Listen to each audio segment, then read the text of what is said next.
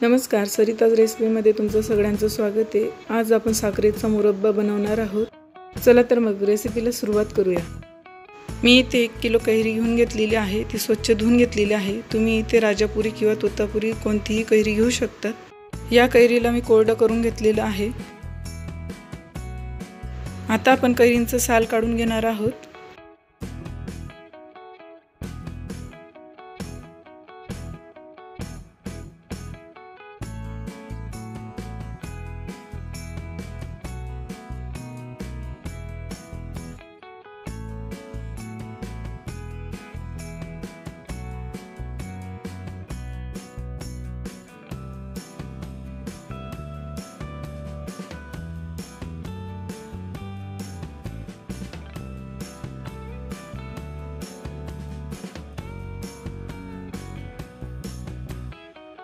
कैरींचं साल काढून झालेलं आहे। आता आपण या कैरींना किसून घेणार आहोत।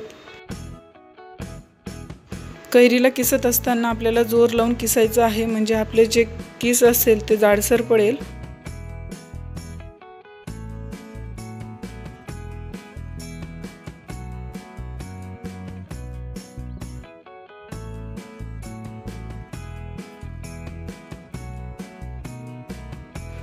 पाहू शकता आपल्याला अशा पद्धतीचं किस हवं आहे।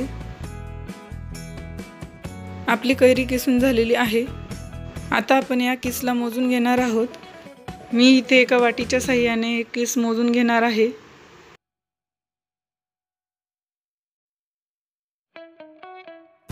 इथे आपलं 2 वाटी किस भरलेलं आहे। आता त्याच वाटीच्या साहाय्याने आपल्याला साखरही मोजून घ्यायची आहे। इथे मी 1.5 वाटी साखर घेणार आहे। जर तुम्ही किलोने घेत असाल तर 1 किलो कैरीसाठी 750 ग्रॅम साखर वापरायची आहे।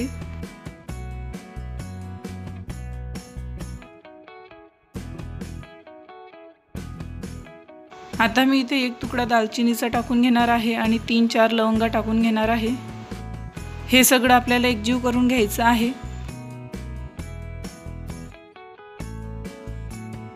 आता मी कढई गॅसवर ठेवून घेतलेली आहे। आपल्याला या मिश्रणाला 9 ते 10 मिनिटं मध्यम आचेवर शिजवून घ्यायचं आहे।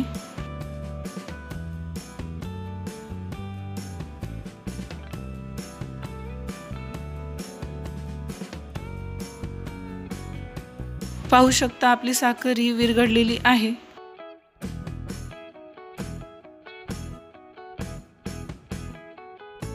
आता आपल्याला चेक करून घ्यायचं आहे आपला मुरब्बा तयार आहे का नाही।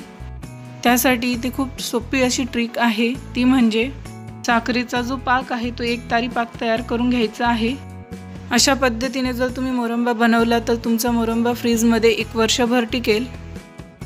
तुम्हाला हा मुरब्बा काचेच्या जारमध्ये भरून घ्यायचा आहे आणि फ्रीजमध्ये ठेवून द्यायचा आहे। पाहू शकता आपला मुरब्बा रेडी झालेला आहे। ही रेसिपी तुम्हाला कशी वाटली हे मला कमेंट करून नक्की सांगा। माझ्या चॅनलवर नवीन असाल तर चॅनलला नक्की सबस्क्राइब करा, व्हिडिओजला लाईक करा, शेअर करा।